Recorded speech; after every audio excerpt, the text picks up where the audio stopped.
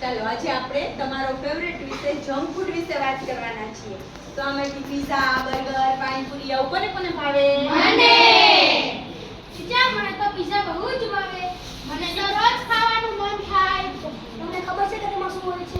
વધારે તેલ અને મીઠું અને પોષક તત્વો ઓછા. ચાલ એટલે તો ક્યારેક થાક લાગે છે. જંક ફૂડ શરીરને ધીમે ધીમે નબળું બનાવે છે, પણ સ્વાદ તો ખૂબ આવે છે. હા, સ્વાદ જાજો અને સ્વાસ્થ્યની કિંમત વધારે ચૂકવવી પડે.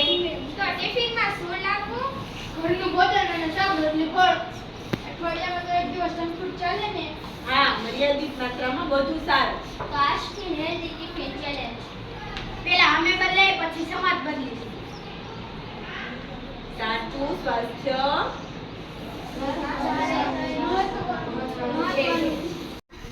ચાલો બાળકો, આજે આપણે તમારો ફેવરેટ વિષય જંક ફૂડ વિશે વાત કરવાના છીએ.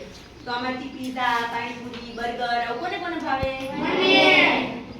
ટીચર, પિઝા તો મને બહુ જ ભાવે. મને તો રોજ ખાવાનું મન થાય. પણ તમે જાણો છો એમાં શું હોય છે? વધારે તેલ અને મીઠું. હા, અને પોષક તત્વો ઓછા. એટલે જ ક્યારેક થાક લાગે છે. જંક ફૂડ ધીરે ધીરે શરીરને નબળું પાડે છે. પણ સ્વાદ તો ગજબનો આવે છે. હા, તેમાં સ્વાદ વધારે હોય તે સ્વાસ્થ્યને નુકસાન કરતા પણ વધારે હોય.